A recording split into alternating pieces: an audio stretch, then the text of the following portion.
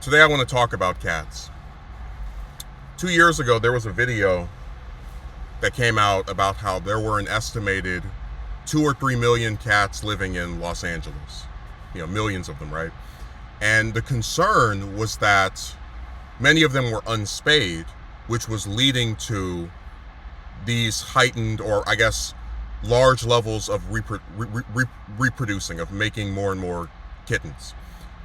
One 4-month-old kitten can have a litter of roughly 4 to 6. That's the average size of a litter. And then if that kitten and its 4 or 6 offspring, which could be, male, female, whatever, are all unspayed, they can start the beginning process of making over 300,000 kittens in 7 years. Now, again, the concern by these animal people, the shelters and the different groups, is that if they reproduce at such large levels, it becomes difficult to house them, to feed them, just to be of assistance to them. And I think any person who is reasonable would look at the large rates of reproduction and say, yeah, we need to make sure that they're not creating so many when there's so little resources available, or continuing to cripple the ability of the few people that are very concerned with them to take care of them. Now, on this video, there were some comments. You had one guy, FlixCree8R, who said, "I rather have stray cats who kill mice and rats over the homeless who do nothing but trash and ruin the city." Then you had this other guy who called for who said, "Feed the homeless bums to the cats." This Mike CA98 person. And let me just kind of say this. A lot of people who like pets will say things to the effect of, "Oh, I like animals more than people." They're allowed to have that position. But I really view some of them as being almost analogous to that lady I described in my religious encounter video, where these people will take something that is generally considered good. It's considered good to be religious and devout to your faith. It's considered good to care about animals. But they'll take these things and they will never be able to translate what they learn from either caring for living creatures or following this scripture to a general regard for the welfare of others. So, like, you have this very religious lady who cloaks herself in the Bible to start sticking her finger in somebody's face and trying to criticize them over what they're wearing. And it's just one of those things where you're like, if you were such a devout religious person who was able to see things clearly, maybe you would understand that not everyone has the same resources to be as well groomed or as taken care of as you are.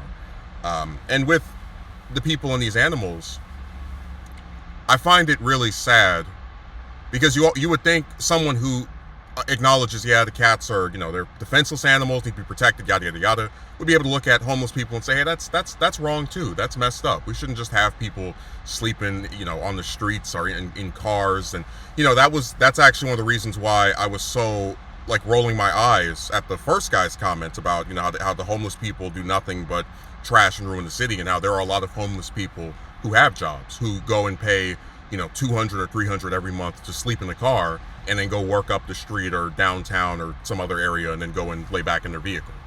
So the idea that they're all just these worthless contributors is nothing. But also, I should say, I don't even necessarily have a problem with people preferring animals over certain types of people, right? The CEOs of these companies that regularly underpay their workers to keep stuffing their own pockets, right? The various individuals that are committing violent acts against their fellow Americans. Just those are the kind of people where if you said they add nothing and we should care more about cats than them, I'd be the first one agreeing with you. But the group that they choose to single out to suggest that cats be able to eat off of, and also to say are beneath them, are the ones with no power, the ones with nowhere to stay, nowhere to live on average. And it's disgusting. And that's why I think it's very important to understand that just because someone cares about animals doesn't mean they're a good person. Just because someone might, maybe have a dog or a cat doesn't mean they have any humanity.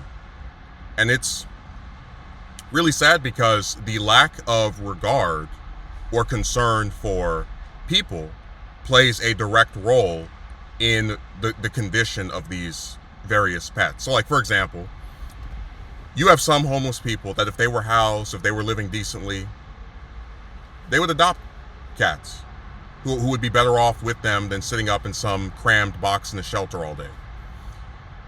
What I've always found ironic is that in American society, you are encouraged to have children, to have pets, but at the same time as people are saying, oh yeah, you should get a dog, you should get a cat, you should have a baby, they're also actively ignoring the various factors that would lead someone to not be able to do that, right? So like, oh yeah, we're going to encourage people to adopt these animals, but we're going to say nothing of how most Americans live paycheck to paycheck. Yeah, most Americans can't afford $1,000 emergency.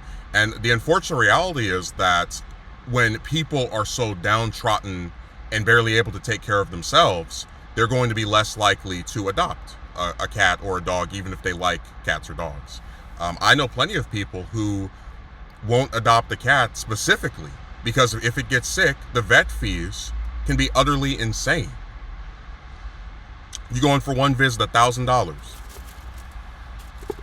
You even have some cat owners who, if their cat gets sick, because they can't afford to take it to the vet, they will just let it die. Whatever disease it catches, usually from them having it outside because they'd rather not let their furniture get ripped up, they will just let it pass.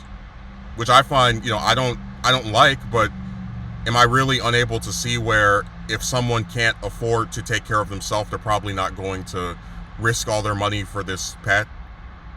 I hate saying that, but it's just the truth that when the cost of living is so excessive for a person by themselves, their animal becomes second fiddle to their needs.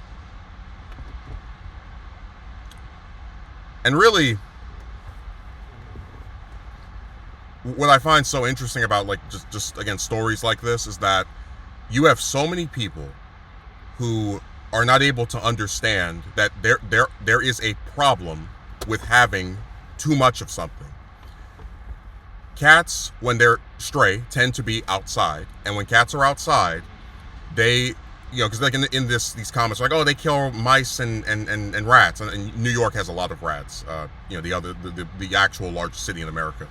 But one of the other things they like to kill are birds. A whole bunch of birds. They chop them up. They do all types of sadistic stuff to them. And that's not even counting if they get killed themselves by coyotes. We've had plenty of stories of some outdoor cat getting snatched up from the porch or from around some parking lot, and then people find it's just one of those things where anyone who's actually concerned about them, who truly wants them to thrive and benefit and not be the subject of either being eaten themselves or eating up other animals, would support getting them spayed so that we can control the number of them that are being created each year and have the resources to have them indoors and away from harm and be treated for any possible ailments or illnesses that might come their way.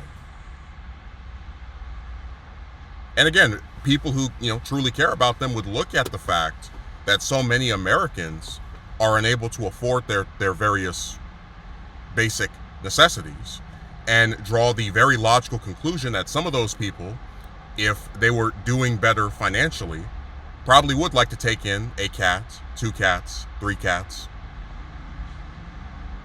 But this is what happens when people allow themselves to have these cognitive dissonance.